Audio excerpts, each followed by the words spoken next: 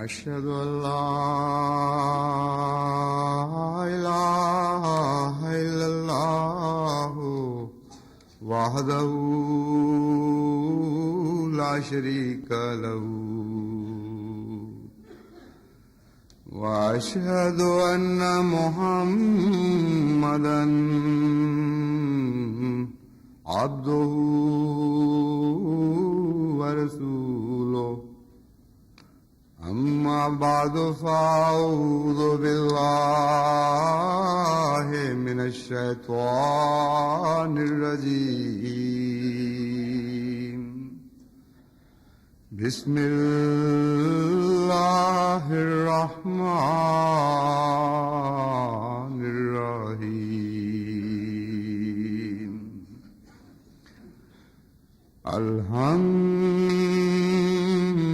لله رب العالمين الرحمن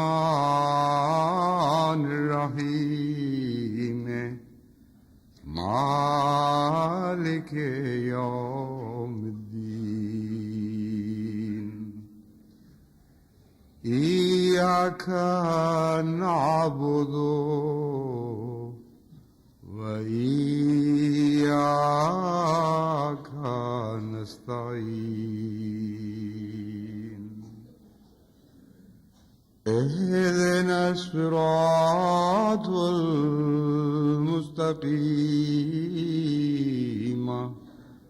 صراط الذين أنعمت عليهم غير المغضوب عليهم ولا الضالين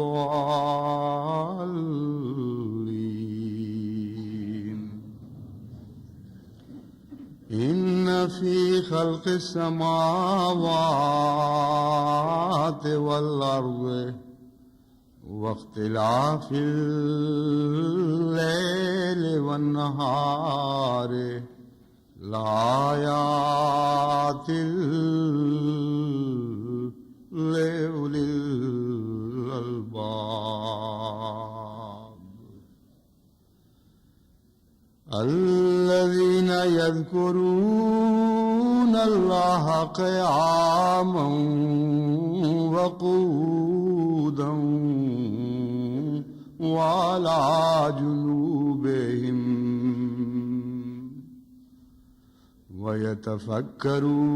ويتفكرون في خلق السماوات والأرض ربنا ما خلقت هذا باطلا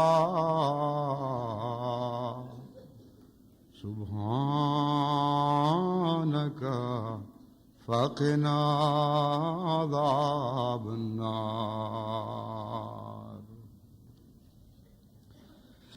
اللہ تعالیٰ کا بے انتہا احسان، اس کے فضل، اس کا کرم، اتنے احسانات اور اتنے فضل اور اتنے کرم ہیں کہ ان کا شمار ممکن نہیں۔ اس کے احسانات کے شکر کی جتنی بھی کوشش کی جائے توفیق نہیں ملتی۔ اس جلسے پر بھی ہم نے اللہ کے بے انتہا فضلوں کو نازل ہوتے دیکھا، باوجود اس کے کہ توقع سے بھی بڑھ کر حاضری تھی، حالانکہ توقعات بھی کافی بلند تھیں،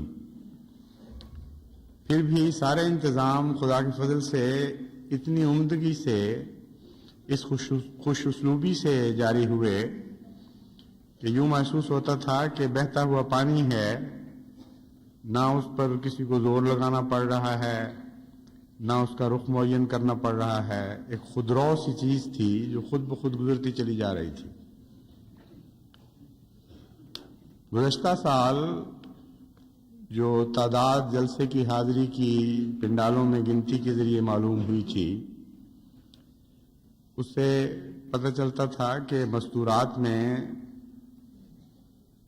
69,000 سم تھنگ، یعنی 69,000 کچھ تعداد تھی، اور مردوں میں 85,000 کچھ تعداد تھی۔ یہ وہ تعداد ہے جو جلسہ گاہ کے اندر موجود ہوتی ہے، اور باقاعدہ کارکنان جن کے سپرد چھوٹے چھوٹے خطاط کیے گئے ہیں وہ شمار کرتے ہیں۔ اس کے علاوہ ایک بڑی تعداد ہے جو پارکوں میں ہوتی ہے، لنگر خانوں میں کام کر رہی ہوتی ہے، ارد گرد کھڑی ہوتی ہے سڑکوں پر، وہ اس شمار میں نہیں ہے۔ اس سال خدا کے فضل سے عورتوں کی تعداد کی گنتی 85,000 تک پہنچ گئی اور مردوں کی 1,28,000 تک پہنچ گئی۔ تو جو توقع تھی ہمیں کہ اتنے آئیں گے زائد انشاءاللہ، اس سے بھی بڑھ کر خدا تعالیٰ نے فضل فرمایا۔ لیکن جہاں تک میں نے جائزہ لیا ہے، مختلف مہمانوں سے پوچھا ہے، مختلف ایسے کارکنان سے جن کو میں سمجھتا تھا کہ وہ مجھے صحیح رپورٹ کریں گے اپنے طور پر، ہر پہلو سے انتظام گزشتہ سال کی نسبت بہتر ہی رہا ہے۔ اور دراصل انتظام کی خوبی ہی اس کی خاموشی ہے۔ جتنا اعلیٰ انتظام ہو اتنے ہی اس کے کارندے پس منظر میں چلے جاتے ہیں، ان کے متعلق پتہ نہیں لگتا کہ کون ہے، کیا کر رہے ہیں، کوئی ان پر بوجھ بھی پڑ رہا ہے کہ نہیں، صرف کام ہوتا ہوا دکھائی دیتا ہے۔ چنانچہ یہ مسئلہ جب میں نے سوچا تو میری توجہ اللہ تعالیٰ کی اس کائنات پر کی طرف منتقل ہو گئی، اس عظیم کارخانہ قدرت کی طرف منتقل ہو گئی، اور میں نے سوچا کہ یہ اتنا خاموش ہے، اس طرح کارندے نظر سے غائب ہو چکے ہیں کہ بہت سے بدقسمت انسان اس بات کا انکار ہی کر بیٹھے ہیں کہ ان کا کوئی چلانے والا ہے۔ چھوٹے چھوٹے دنیا کے کارخانے جب خود بخود چل رہے ہوتے ہیں تو ان کو دیکھ کر تو وہ تصور بھی نہیں کر سکتے کہ ان کے پیچھے کوئی کار فرما نہیں ہے، کوئی ہاتھ نہیں ہے جو اس کو منظم کر رہا ہے، کوئی منتظم نہیں ہے جو اس کو چلا رہا ہے۔ لیکن اس عظیم کارخانہ قدرت کی طرف نظر ڈالتے ہیں، ہر روز اس سے استفادہ کرتے ہیں، سانس لیتے ہیں اس میں، دن رات اپنے سارے فوائد حاصل کرتے ہیں، لیکن اس طرف ان کا ذہن جاتا ہی نہیں کہ اس کارخانے کو چلانے کے لیے بھی کوئی انتظام ہونا چاہیے، اور جتنا انتظام نہ نظر آئے اتنا ہی بڑی خوبی اس کے پیچھے مخفی ہوا کرتی ہے۔ ان دونوں کے درمیان ایک یہ تناسب ہے، جتنا نمایاں کام کرنے والا نظر آ رہا ہو اتنا ہی کام کمزور ہوتا ہے، جس حد تک وہ غائب ہونا شروع ہو جائے اتنا ہی اعلیٰ انتظام ہوتا ہے۔ اور کارخانہ قدرت سے تو چلانے والے ایسے غائب ہو چکے ہیں کہ دنیا کی باریک نظر رکھنے والوں کو بھی نظر نہیں آ رہے۔ چنانچہ میں نے غور کیا تو حیرت ہوئی یہ دیکھ کر کہ اس ساری کائنات میں ان گنت وجود ہیں جن کے رزق کا روزانہ انتظام ہو رہا ہے، ہر ثانیہ انتظام ہو رہا ہے۔ چنانچہ قرآن کریم فرماتا ہے وَمَا مِن دَابَّةٍ فِي الْأَرْضِ إِلَّا عَلَى اللَّهِ رِزْقُهَا يَعْلَمُ مُسْتَقَرَّهَا وَمُسْتَوْدَعَهَا،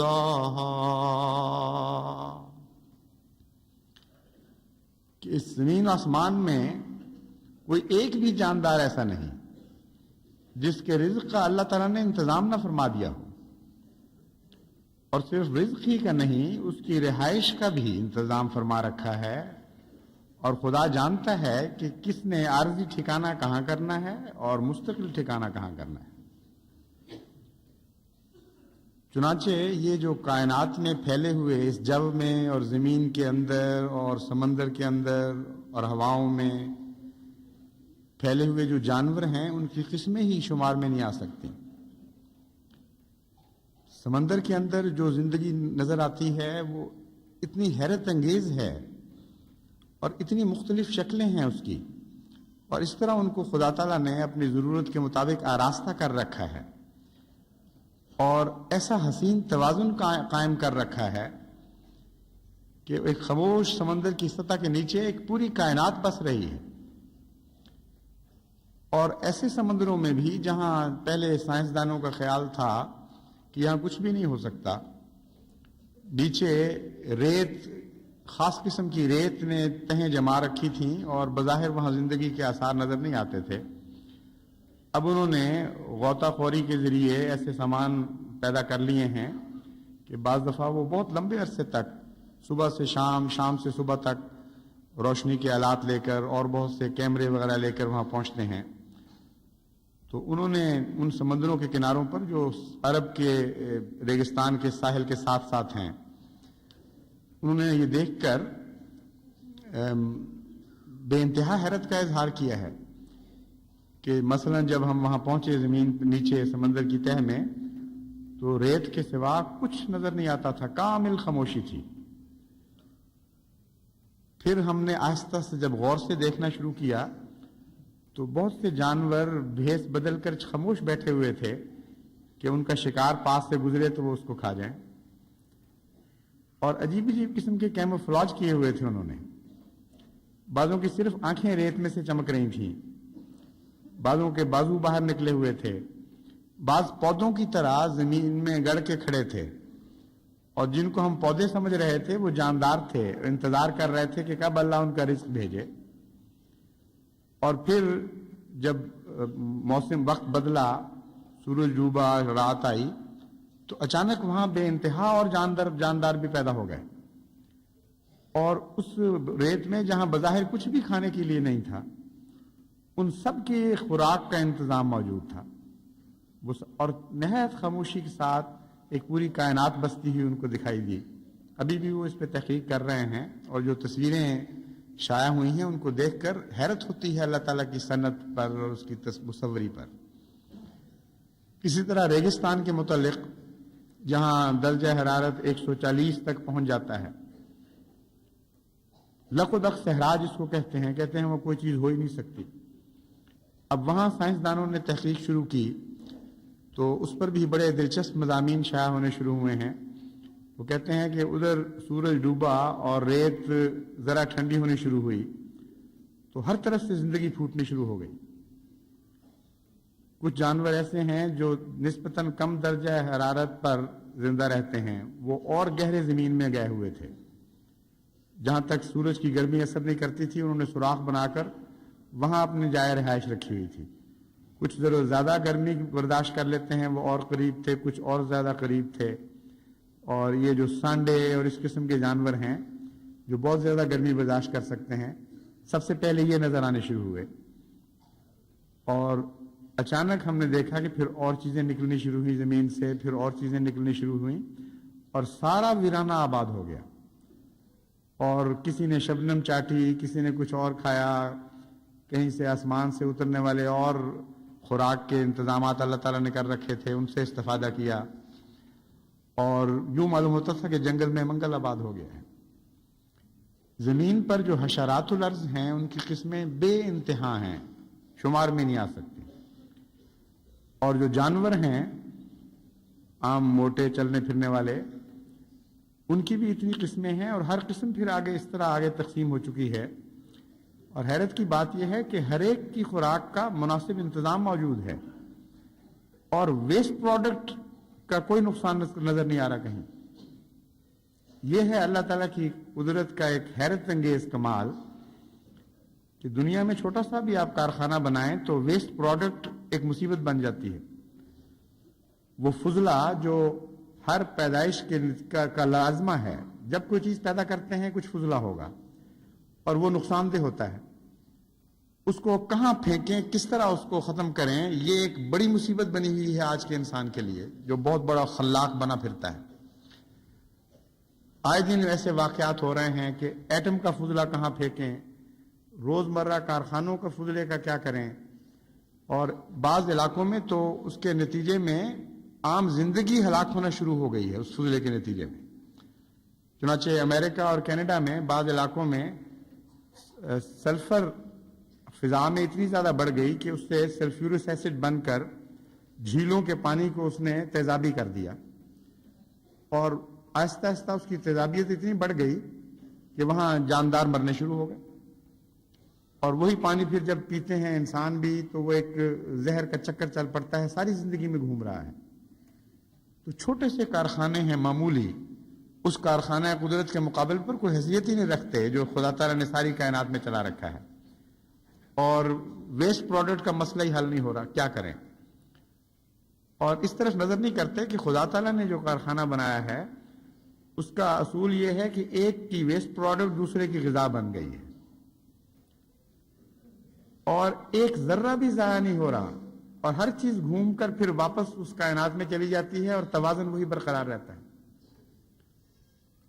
آپ آکسیجن کھاتے ہیں اور کاربن ڈائی آکسائڈ نکالتے ہیں، پودوں کی وہ غذا بن جاتی ہے۔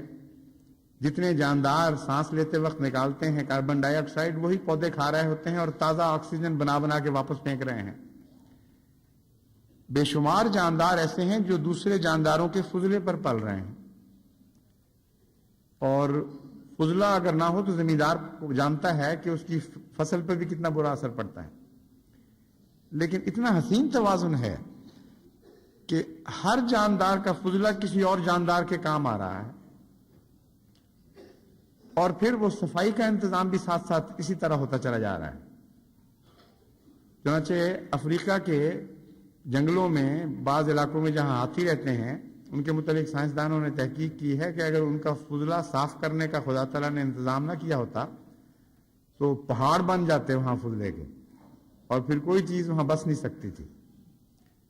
مگر چھوٹے چھوٹے کیڑے ہیں جو رات کے وقت نکلتے ہیں اور گولے بنا بنا کے اس فضلے کے اس کو الگ لے جا کے سوراخوں میں نیچے داخل کر کے اپنے خوراک کی حفاظت کا انتظام بھی کر رہے ہوتے ہیں، اور رات میں ہی سارا جنگل وہ صاف کر دیتے ہیں، اور ان کی خوراک ہے وہ فضلہ، اور جو ان کا فضلہ ہے اس کے اوپر الگ جاندار انتظار کر رہے ہوتے ہیں کہ اب یہ فارغ ہوں کھا پی کر، اور جو فضلہ ان کا ہوگا پھر ہم اس کو کھا کر اس پر پلیں گے۔ اور اتنا کامل چکر ہے یہ کہ اس میں بیچ میں کوئی ایک ذرہ بھی نہیں ہے جو ضائع ہو رہا ہو، اور ہمیں محسوس بھی نہیں ہوتا کہ کائنات کس طرح چل رہی ہے۔ پانی کا انتظام دیکھیں، سمندر سے کس طرح پانی اٹھ رہے ہیں خاموشی کے ساتھ، پہاڑوں پر جا کر واپس آ رہے ہیں۔ اگر یہ پانی اس طرح جاری نہ ہو تو اللہ تعالیٰ قرآن کریم میں فرماتا ہے کہ تمہارا پانی اگر سمندر نیچے اتر جائے تو کوئی طاقت نہیں ہے تمہارے پاس کہ اس کو واپس کھینچ لا سکو۔ نمکین سمندروں کے میں سے صاف پانی اٹھانا اور اس کو پھر اس طرح چلانا کہ بغیر آواز کے، بغیر شور کے، بغیر کسی فساد کے از خود وہ پانی جہاں پہنچنا ہے وہاں پہنچ رہا ہے، اور کچھ بہہ رہا ہے، کچھ جھیلوں کی صورت میں ہے، کچھ زمین میں جذب ہو کر انسان کے کام آتا ہے، اور سارے کا سارا صاف اور شفاف بھی ہو چکا ہے ذات۔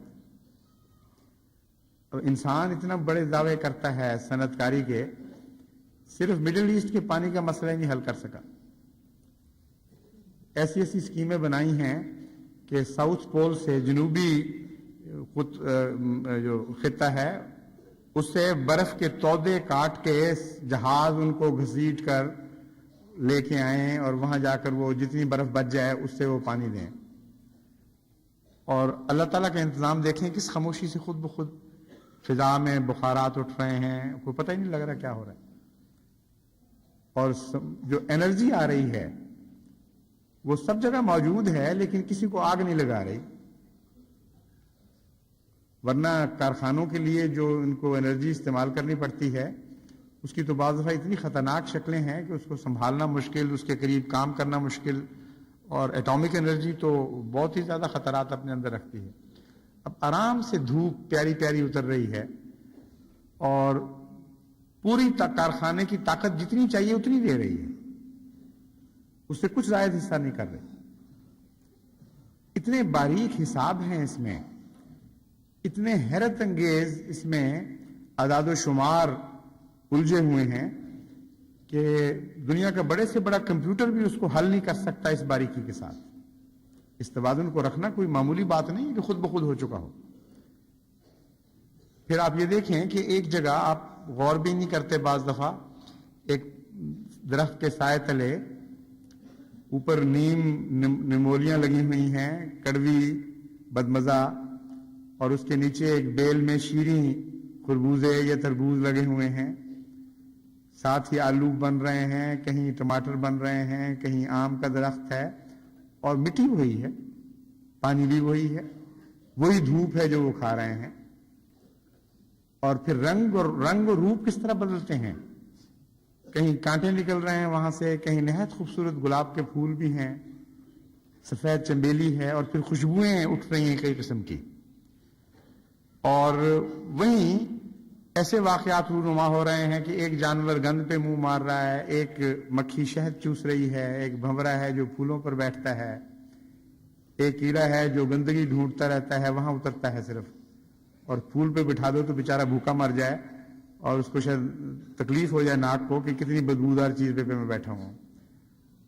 اور وہی ورمز ہیں جو زمین کے اندر جا کر وہ گندگی کھاتے اور ویسٹ پروڈکٹ کو استعمال کرتے اور اس کو پھر انہی پودوں کے لیے جو خوشبو پیدا کر رہے ہیں غذا بنا رہے ہوتے ہیں. اور کچھ سمجھ نہیں آ رہی کسی کو کہ کیا ہو رہا ہے، اس کے پیچھے کیا کیا چیزیں ہیں، کیوں نہیں ہو رہا یہ، آخر کیوں انسان نہیں دیکھتا. سوال یہ پیدا ہوتا ہے. اس مسئلے کو قرآن کریم بیان فرماتا ہے لا تدرکہ الابصار وہو یدرک الابصار، کہ بے وقوفو تمہاری آنکھوں میں یہ طاقت نہیں ہے کہ کسی چیز کی کنہ کو معلوم کر سکیں. تم تو اندھے ہو اگر اللہ کا نور نہ اترے. وہ ہے جو بصیرت عطا فرماتا ہے. وہ بصیرت نہ عطا فرمائے تو تمہاری نظریں ٹھہر جاتی ہیں، آگے پردے پڑے ہوئے ہیں. چنانچہ اسی مضمون کو ایک خاص ترتیب سے بڑی لطافت سے قرآن کریم نے کھولا جب یہ فرمایا ان فی خلق السماوات والارض واختلاف اللیل والنہار لآیات لأولی الالباب، کہ زمین و آسمان کے تخلیق میں اور دن اور رات کے بدلتے رہنے میں اولی الالباب اہل عقل کے لیے بہت نشانات ہیں. لیکن اہل عقل کی تعریف یہ فرمائی الذین یذکرون اللہ قیاما وقعودا وعلی جنوبہم. اہل عقل و دانش وہ لوگ ہیں جو اپنے رب کو یاد کرتے ہیں دن کو بھی رات کو بھی، کھڑے ہوئے بھی اور بیٹھے ہوئے بھی، اور جب وہ رات کو کروٹیں بدل رہے ہوتے ہیں تب بھی اللہ کی محبت ان پر غلبہ پا لیتی ہے اور وہ ان کے سارے وجود پر حاوی ہو چکی ہوتی ہے. الذین یتفکرون فی خلق السماوات والارض، یہ وہ لوگ ہیں جب خلق سماوات اور ارض پر غور کرتے ہیں پھر ان کو نظر آتا ہے کہ اس کے پیچھے کیا ہے. یہ نہیں فرمایا کہ اولی الالباب وہ ہیں جو زمین و آسمان کی تخلیق پر غور کرتے ہیں اور اس غور کے نتیجے میں اللہ کو یاد کرتے ہیں. ایسا کوئی آدمی دنیا میں نظر نہیں آئے گا آپ کو. اللہ کو یاد کرنے والے جب غور کرتے ہیں پھر ان کے دل مہک اٹھتے ہیں خدا کے پیار سے، اس کی خوشبو سے، پھر ان کو ہر بات میں خدا کا ہاتھ نظر آنا شروع ہو جاتا ہے. اور جو اپنی طاقت سے دنیا کی تلاش کرتے ہیں، ہر چیز جو وہ معلوم کرتے ہیں وہ ان کے لیے ایک پردہ ہوتی ہے، اور پردے سے پیچھے پردہ اٹھاتے چلے جاتے ہیں اور آگے پردے ہی رہتے ہیں. ان غور کرنے والوں سے تو بہتر غالب کا غور تھا جو یہ کہتا ہے کہ یہاں ورنہ جو حجاب ہے پردہ ہے ساز کا، محرم نہیں ہے تو ہی نواح ہے راز کا، یہاں ورنہ جو حجاب ہے پردہ ہے ساز کا. کہ اے اللہ صرف کائنات کے رازوں کا تو ہی محرم نہیں ہے، ہم نے تو دیکھا کہ تو نے جو پردے ڈالے ہوئے ہیں وہ تو ساز کے پردے ہیں، ان سے تیرے نغمے اٹھتے ہیں ہر پردے سے.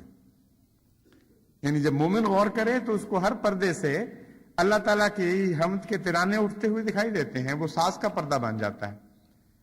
اور جب دنیا والا غور کرتا ہے تو اس کا غور ان پردوں سے اس کی نظر ٹکرا کے واپس آتی رہتی ہے اور اس کو کچھ اور نظر نہیں آتا.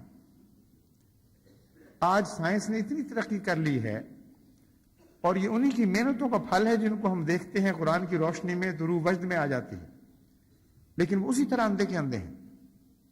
اس لیے کہ قرآن کریم فرماتا ہے لا تدرکہ الابصار وہو یدرک الابصار وہو اللطیف الخبیر.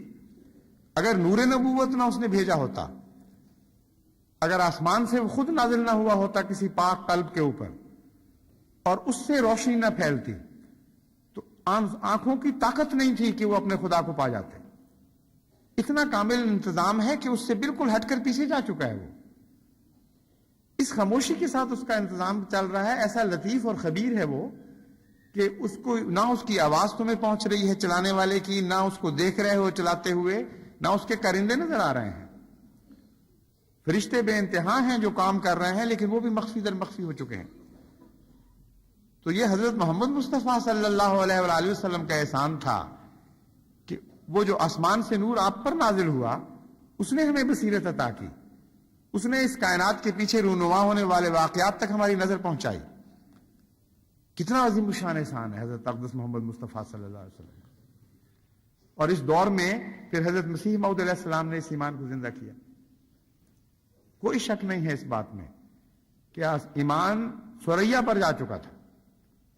ہمارا آقا آسمان پر سوریا سے جا کر واپس لے کے آیا ہے، تب ہمارے دلوں میں ایمان زندہ ہوا ہے. بس اللہ بے انتہا رحمتیں نازل فرمائے اس آقا معلم پر بھی اور اس متعلم پر بھی، حضرت محمد مصطفیٰ صلی اللہ علیہ وآلہ وسلم پر بھی، اور آپ کے غلام کامل حضرت مسیح موعود علیہ السلام پر بھی. ان سے ہم نے نور بصیرت پایا تو ہم نے اپنے رب کو دیکھا. اس سے بڑا اور کوئی احسان نہیں ہو سکتا. خدا ہمیں اس احسان کے بدلے میں ہمیشہ ان پر درود اور رحمتیں بھیجنے کی توفیق عطا فرماتا رہے.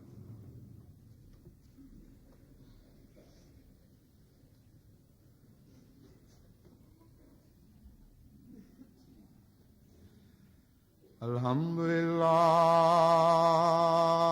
نحمدہ ونستعینہ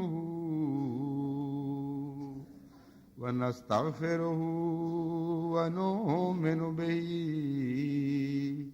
ونتوکل علیہ ونعوذ باللہ من شرور انفسنا ومن سیئات اعمالنا من يهده الله فلا مضل له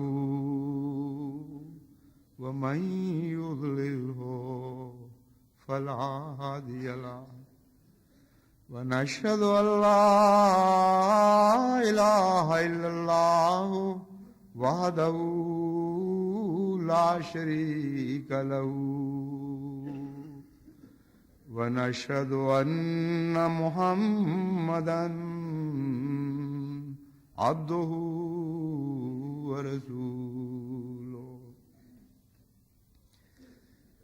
انتظام سے میری توجہ دوسری طرف منتقل ہو گئی، ایک چیز سے دوسری کی طرف ذہن حرکت کرتا رہا، اور یہ کہنا بھول گیا کہ ان کارکنان کے لیے دعائیں کریں.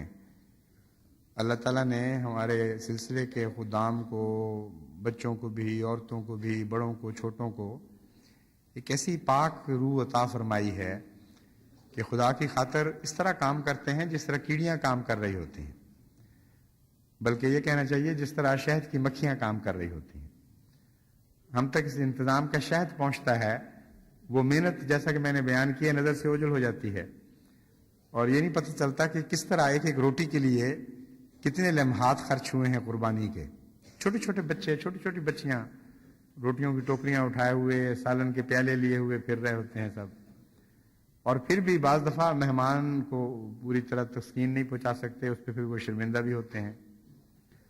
مجھ سے ایک بچی نے کہا کہ میری ایک بچی نے کہ ابا مجھے پتہ نہیں لگا، میں نے تو بہت کوشش کی کہ ٹھیک طرح کھانا پہنچاؤں، لیکن آج صبح ایک عورت نے کہا بی بی سواد نہیں آیا. تو میں کس طرح سواد پہنچاؤں، مجھے نہیں پتہ لگ رہا. تو یہی حال سب بچوں کا ہے. ان کی تو پوری کوشش ہوتی ہے کسی طرح ہمارے مہمانوں کو سواد پہنچ جائے، لیکن بعض دفعہ نہیں بھی آتا. تو ان سب کے لیے دعائیں کریں. ان کارکنوں کی روح کو اللہ ہمیشہ زندہ رکھے، اپنے فضلوں کا وارث بنائے، اس کے نتیجے میں ان پر پیار کے ساتھ ظاہر ہو، اور یہ محسوس کریں کہ ہمارا اجر دینے والا ہمارا خدا ہے، اور دنیا سے ہمیں قطعاً کسی اور اجر کی نہ امید رکھنی چاہیے نہ اس کے گمانے ہیں. ہمیشہ خالصتاً للہ ہمارے کارکن کام کرتے رہیں. خدمت خلق والے بھی ہیں، لنگروں میں کام کرنے والے، دیگر انتظاموں میں ملاقات کے انتظام کرنے والے، باہر سے آنے والے، ربوہ میں رہنے والے. ایک عجیب ٹیم ہے، ایسی چیز کسی نے دنیا میں دیکھی نہیں ہوگی. کوئی نہیں ہے ایسی جماعت دنیا میں، یہ میں آپ کو یقین دلا دیتا ہوں. بعض غیر بھی محسوس کرتے ہیں. وہاں سے باہر سے ایک مہمان آئے ہوئے تھے, ان کا تاثر یہ تھا, انہوں نے یہ کہا اپنے ایک دوست سے کہ ایسی چیز ہے ہی کہیں نہیں دنیا میں, یہ جو لوگ میں نے دیکھے ہیں یہ قوم ہی الگ ہے, کوئی ان کی نظیر نہیں ہے کہیں. اور واقعہ یہی ہے, یہ بھی نور نبوت کا احسان ہے. خدا کی طرف سے جب تک نور نازل نہ ہو دنیا زندہ نہیں ہوا کرتی. یہ زندگی کے آثار ہیں جن کو ہم دیکھ رہے ہیں. اللہ تعالیٰ ان سب کو جزائے خیر عطا فرمائے. عباد اللہ رحمکم اللہ, ان اللہ یامر بالعدل والاحسان وایتاء ذی القربی وینہی عن الفحشاء والمنکر والبغی یعظکم لعلکم تذکرون. اذکروا اللہ یذکرکم وادعوہ یستجب لکم وَلَذِكْرُ اللَّهِ أَكْبَرُ.